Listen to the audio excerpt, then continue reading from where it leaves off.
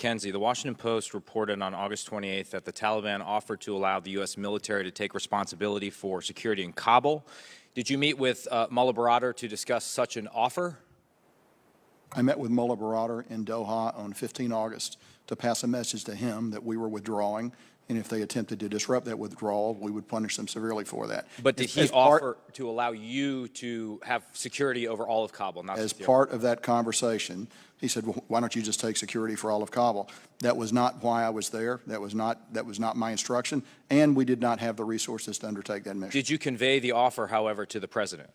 The offer was made in the presence of the president's special representative to Afghanistan. Do you know if the SRAP conveyed it to the president? I don't know, but it was conveyed to my chain of command. So who made the decision to turn down the Taliban offer to allow the U.S. military to secure Kabul and put the safety of our troops in the hands of the Taliban? I did not consider that to be a formal offer, and it was not the reason why I was there. So I did not pursue it. So if someone actually made a decision, that would have been me. So we don't know if it was conveyed to the president. We don't know. I do know it was conveyed to my chain of command. Okay. What do you, in military terms, what do you call the retreat of military forces under security provided by and with the permission of enemy forces?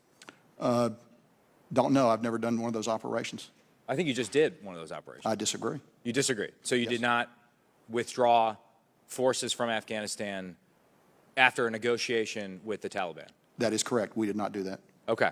So this would not be a conditional surrender, in your opinion? This would not be a conditional So surrender. what would you describe the operation? I would describe it as a non-combatant evacuation operation that we conducted with our own timing and with our own forces, and we warned the Taliban that if they interfered with that operation, we would strike them hard. They chose not to interfere with that operation.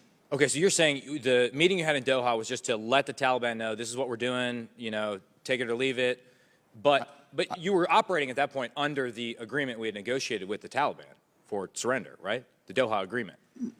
I was there to tell the Taliban that we were conducting a non-combatant evacuation operation. But wait. A NEO, by DoD definition, does not definitionally include the evacuation of combatants.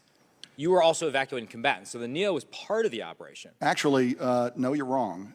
When I met with the Taliban on 15 August, we had completed the withdrawal operation. Further forces that went in were forces that were core to the NEO operation. And in fact, DoD doctrine would include the insertion and extraction of combatant forces as part of a NEO operation. But what do we call the withdrawal of combatants, whether it happened before? It can be called a retrograde. It could be called a withdrawal. Retrograde. Was it in your orders, though? What were you tasked with doing? I was tasked to conduct a non-combatant evacuation operation.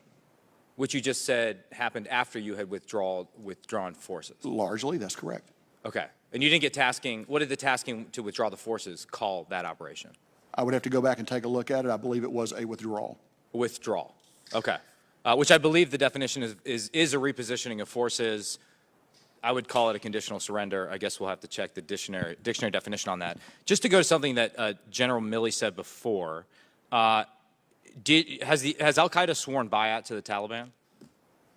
I believe there's a deep relationship between the Taliban. But have they sworn bayat? Just yes or no? I couldn't answer that question for you right now. Oh, I believe General Milley said it before. Has the Taliban renounced the previous oath that al-Qaeda swore? The Taliban and al-Qaeda have a very close relationship, and I do not expect the Taliban to seriously interfere with their basing and repositioning in Afghanistan, which is, I think, the question you're asking. Okay, yeah. Well, let me get it a different way. The new interior minister for the Taliban government is Siraj Haqqani. He's a known al-Qaeda associate. Is there any evidence that he or the Haqqani network has broken with al-Qaeda? None. Did the March attack on Fob Chapman breach the Doha agreement, in your opinion? No, it did not. It did not. General McKenzie, do you know which Taliban forces were actually providing security in front of the airport? Yes, we do. Was it Badri 313? They were part of it. There were other elements as well. It was a hodgepodge of units. But Badri 313 was part among others. Among others. A group that specializes in suicide bombing attacks.